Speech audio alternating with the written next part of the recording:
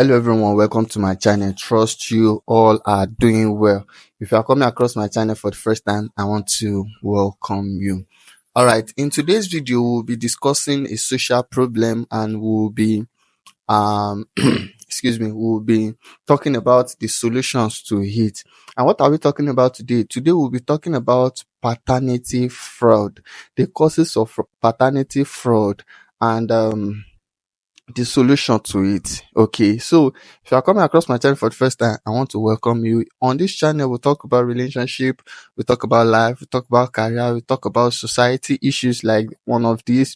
We also talk about God as well. So don't get it twisted on this channel. We'll talk about anything relating to human being life. So without further ado, let's go straight into today's discussion. What is paternity fraud? For me, in a very simple English, I'm going to say paternity fraud is false declaration of fatherhood. False declaration of fatherhood. And what are the causes of false declaration of fatherhood? We have heard of what's it called? Several situations, real life stories whereby, let's say for instance, a family has been giving birth to a female child and they are looking um for a male child. Actually, this is a family pressure most times on the woman. You understand? And then sometimes some family or some an individual will connive with a medical practitioner, be it the doctor or the nurse, to exchange baby for them during childbirth. You understand? So probably some things happen in the future and test is being run on the child, and it's been discovered that the father that was claimed to be the father is not the biological father of the child. Okay. Another instance is where a man put pressure, or the family put pressure on a wife who hasn't given birth to the kind of gender that they want the woman to give birth to. Probably in the hospital, they might connive with doctor as well to, or nurses, to exchange babies. Those are the examples or the causes of paternity fraud. And most times nowadays, we've heard of instances whereby a woman will go outside her wedlock to have affair with another man and then bring the baby that does not belong to the main husband to the husband. And then situations arise in the future and they come to discover that the so-called father is not the biological father of the baby. So now, with these instances or examples, I have come to a conclusion, and I think the solution that I am suggesting to paternity fraud is how about the government? I'm suggesting the solution now. How about the government making it compulsory? For instance, now before marriage, they will say the couples should go for genotype test, blood group test. You understand? And infection test and STDs and all of those tests to ascertain if they are both compatible or not for childbearing sake. You understand? So what if the government should make it compulsory, just like we do the genotype test before marriage and blood group test before marriage, that immediately after childbirth, okay, every childbirth, a month or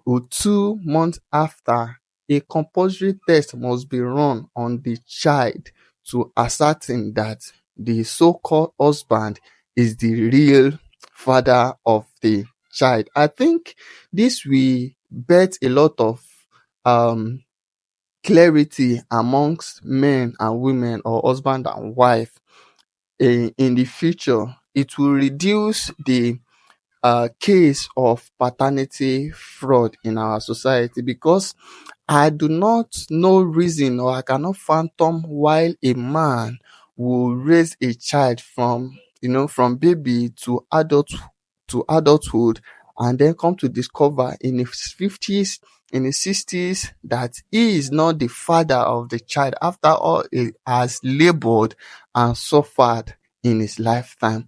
And most cases, the man will be so hot to the extent that starting all over again is so draining and killing emotionally. You understand? Of course, we have seen in some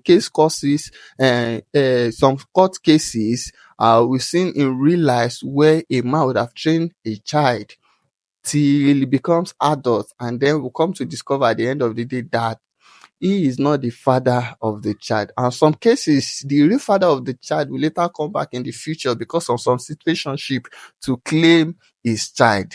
You understand? So I just feel like to end this paternity fraud, the government and the society should normalize having a DNA test for every baby that is being given birth to a month or two after birth, so as to ascertain that the so-called baby that was called your baby by your wife is your baby. I'm not trying to scatter family. I'm not trying to create chaos in the society. But if we'll be honest with ourselves, this has been happening in real life. In real life, this has been happening.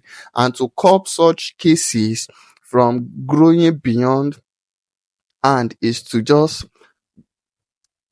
you know, so what do you call it? Apply this formula that I just mentioned. I hope this will help. I believe this will help. Some instances, the wife might not be aware that our baby is being exchanged for another person's baby in the hospital. Some cases are like that. The woman might not know. You understand? While some cases are caused by infidelity, or what do they call it? I hope I'm right. You understand what I'm saying? So I think that is the solution to it. The government should normalize, you know, having a DNA test for every baby that has been given birth to immediately, or a month or 2 months after birth. So while they are doing circumcision, if I may say, they should also test the genotype. I mean, they should have a DNA test of the baby. So the father will be so sure. This is, for me, I'm not sure this is the trust issue stuff, or you are not trusting your wife, or you are not trusting your partner, or no, we are just trying to cop cases. It might not be the wife cheating. It might be from the hospital that the child is being given birth to. Babies are being exchanged in the hospitals. You know, some cases are like that. You understand? It doesn't mean that every woman are cheaters. You understand? But I'm just saying some cases whereby some things happen in the hospital that the wife might not be aware of. We have heard of some cases in court like that. You understand? So I think that's the best solution to it. Government and society should normalize having a child DNA test a month or 2 months after birth. Thank you for watching this video. That will be all in today's video. I hope this makes sense. Kindly do well to subscribe, put on your notification bell. Feel free to comment in your thoughts in the comment section. I would like to learn. Suggest more solutions in the comment section. I will reply and I will read through the comment section as well. Thank you for watching and see you next time. Bye.